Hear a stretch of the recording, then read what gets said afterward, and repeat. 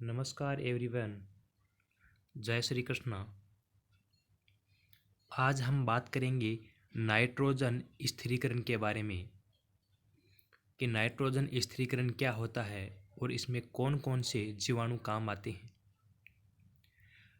वायुमंडल में उपस्थित नाइट्रोजन का जीवाणु द्वारा पौधा को ग्रहण कराना ही नाइट्रोजन स्थिरीकरण है। वैसे तो हमारे वायुमंडल में नाइट्रोजन की मात्रा 78% होती है, लेकिन पेड़ पौधे इसे श्वसन के लिए उपयोग में नहीं ले पाते हैं, क्योंकि पेड़ पौधे नाइट्रोजन को नाइट्रेट या अमोनिया के रूप में ही ग्रहण करते हैं। इसलिए कुछ जीवाणु होते हैं जो नाइट्रोजन को नाइट्रेट के रूप में बदल देते हैं और पौधों को उपलब्ध करवा देते हैं। नाइट्रोजन स्थिरीकरण की सिंपल परिभाषा है कि वायुमंडल की नाइट्रोजन को जीवाणुओं द्वारा ग्रहण करके भूमि या पौधों को उपलब्ध कराना ही नाइट्रोजन स्थिरीकरण है कहलाता है। यानी वायुमंडल में जो नाइट्रोजन है वो पहले जीवाणु ग्रहण कर लेंगे और नाइट्रेट के रूप में बदलकर पौधों को उपलब्ध करा देंगे। यही नाइट्रोजन स्थिरीकरण होता है। नाइट्रोजन जो स्थिरीकरण होता है वो दो प्रकार से होता है तथा इसमें दो प्रकार के जीवाणु काम करते हैं। पहला है यहाँ पे सहजीवी नाइट्रोजन स्थिरीकरण, दूसरा है असहजीवी नाइट्रोजन स्थिरीकरण।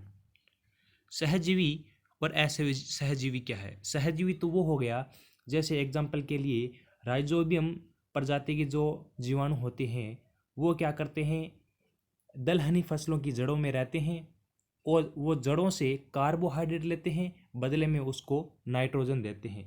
जबकि असहजीवी में ऐसा नहीं होता है। असहजीवी नाइट्रोजन स्थिरीकरण करने वाले जीवाणु पौधों को नाइट्रोजन तो देते हैं, लेकिन बदले में किसी भी प्रकार का कार्बोहाइड्रेट या अपनी ऊर्जा नहीं लेते हैं। हम इन दोनों को एक एक करके समझते हैं। पहले समझते हैं हम सहजीवी नाइट्रोजन स्थिरीकरण को। इसमें देख सकते हैं कि पौधों की जड़ों में जो गांठें या ग्रंथियां पाई जाती है, इन ग्रंथियों पे ऊपर कुछ बैक्टीरिया या जीवाणु चिपके होते हैं। यह सहजीवी नाइट्रोजन स्थिरीकरण करने वाले जीवाणु है। लेग्यूमिनेसी फैमिली या फलीदार पौधे या फिर दलहनी फसलें उनको बोलते हैं जो दाल वाली होती है, जैसे मटर, मूंग, चना, अरहर, बरसीम, सनई, ढेंचा आदि। इन दलहनी पौधों की जड़ों में अनेक छोटी छोटी ग्रंथियां या गांठें होती है और इन ग्रंथियों में नाइट्रोजन स्थिरीकरण करने वाले बैक्टीरिया निवास करते हैं। इन गांठों के अंदर वे बैक्टीरिया रहते हैं जो नाइट्रोजन उपलब्ध कराते हैं उन पौधों को। अब ये बैक्टीरिया क्या करते हैं, फलीदार पौधों की जड़ों से अपनी ऊर्जा के लिए कार्बोहाइड्रेट लेते हैं तथा पौधों को नाइट्रोजन देते हैं। इस प्रकार परस्पर ये एक दूसरे को लाभ पहुंचाते हैं। जैसे मैंने पहले बताया था, ये बैक्टीरिया क्या करेंगे, इन फलीदार पौधों की जड़ों में रहेंगे और अपनी ऊर्जा के लिए कार्बोहाइड्रेट लेते रहेंगे और पौधों को नाइट्रोजन देते रहेंगे। इस प्रकार परस्पर एक दूसरे को लाभ पहुंचाते हैं। इसलिए बैक्टीरिया और दलहनी पौधों के संबंध को सहजीवन भी कहा जाता है। इन ग्रंथियों में नाइट्रोजन स्थिरीकरण करने वाली बैक्टीरिया राइजोबियम प्रजाति की होती हैं। यह महत्वपूर्ण बात है कि जो सहजीवी नाइट्रोजन स्थिरीकरण करने वाले बैक्टीरिया होते हैं वो अधिकतर राइजोबियम जाति के ही होते हैं। प्राय राइजोबियम की कुछ निश्चित जातियां होती है जो कुछ निश्चित पौधों की जड़ों पर ही ग्रंथियां बनाते हैं। जैसे हम इसको समझ सकते हैं इस प्रकार से, जैसे एक तरफ राइजोबियम प्रजातियों के नाम लिखे हुए हैं, दूसरी तरफ फसलों के नाम लिखे हुए हैं। राइजोबियम मेलिलोटी नामक जाति है, वो रिजका व मेथी जैसी फसलों की जड़ों पर निवास करते हैं और उनको नाइट्रोजन उपलब्ध करवाते हैं। उसी प्रकार जो राइजोबियम लेग्यूमिनेशियरम है वो मटर, मसूर जैसी जो फसलें होती है उनके जड़ों में नाइट्रोजन स्थिरीकरण का काम करते हैं। इसी प्रकार से राइजोबियम फजीओला, मोठ और गार्डन बीन। अगला है राइजोबियम जैपोनिकम जो सोयाबीन की जड़ों में नाइट्रोजन स्थिरीकरण कराने का काम करती है। राइजोबियम ट्राइफोली बरसीम, राइजोबियम लुपिनी वर्ग की जो जड़ें होती है उनके ऊपर नाइट्रोजन स्थिरीकरण कराने का काम करता है। लुपिनी क्या है उसका थोड़ा सा हम पढ़ेंगे आगे। अगला है राइजोबियम स्पीशीज जो मूंगफली, चना, अरहर आदि जो फसलें होती है इनकी जड़ों में नाइट्रोजन स्थिरीकरण कराने का काम करती है। अब हम पढ़ेंगे लुपिनी क्या है। लुपिनी का पौधा कुछ इस प्रकार से होता है और ये हरी खाद के रूप में काम आता है।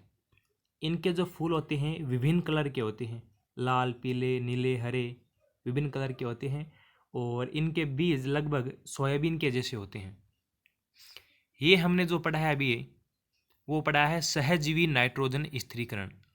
सहजीवी मैंने बताया कि इसमें पौधे और जीवाणु एक दूसरे को ऊर्जा प्रदान करते हैं, लेकिन अब जो हम पढ़ेंगे वो है असहजीवी। असहजीवी का मतलब है ऐसे बैक्टीरिया जो पौधों को नाइट्रोजन देंगे लेकिन इसके बदले में किसी भी प्रकार की ऊर्जा या फिर कोई कार्बोहाइड्रेट नहीं लेंगे।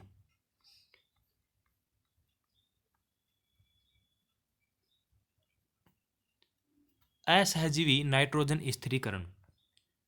असहजीवी जीवाणु वायुमंडल की नाइट्रोजन को पौधों को ग्रहण करवाता है पर इसके बदले में कोई ऊर्जा नहीं लेता है। यानी ये वायुमंडल के नाइट्रोजन को पौधों को दे देगा लेकिन इसके बदले में किसी भी प्रकार की ऊर्जा नहीं लेगा। असहजीवी नाइट्रोजन स्थिरीकरण में एजोक्टोबैक्टर प्रजाति मुख्य है। असहजीवी नाइट्रोजन स्थिरीकरण में एजोक्टोबैक्टर प्रजाति मुख्य होती है। एजोक्टोबैक्टर अनाज वाली फसलें जैसे गेहूं, जौ, बाजरा, मक्का आदि को नाइट्रोजन प्रदान करता है। पहले वाले में हमने जो पढ़ा राइजोबियम जो दलहन वाली फसलों में काम करता है और ये एजोक्टोबैक्टर अनाज वाली फसलों में काम करता है जैसे गेहूं, जौ, बाजरा, मक्का आदि में। एजोक्टोबैक्टर प्रजाति में 5 प्रजातियां होती है। कौन कौन सी पढ़ते हैं हम इसको, जैसे एजोक्टोबैक्टर क्रोकम, एजोक्टोबैक्टर विजेरिंकी, एजोक्टोबैक्टर विनेलेडी, एजोक्टोबैक्टर एजल्स और एजोक्टोबैक्टर इंडिकम। ये 5 प्रकार की प्रजातियां हैं एजोक्टोबैक्टर की जो अनाज वाली फसलों में नाइट्रोजन स्थिरीकरण करने का काम करती है। राइजोबियम या एजोक्टोबैक्टर इस प्रकार से पौधों की जड़ों में रहते हैं और नाइट्रोजन पौधों को उपलब्ध करवाते हैं। और नाइट्रोजन स्थिरीकरण करने वाले जीवाणुओं का उपयोग जैव उर्वरक के रूप में किया जाता है जिससे पौधों को बिना किसी हानि के नाइट्रोजन या फास्फोरस आदि उपलब्ध करवा सकते हैं। इस प्रकार से इसका जैव उर्वरक के रूप में भी उपयोग किया जाता है, बायो फर्टिलाइजर के रूप में।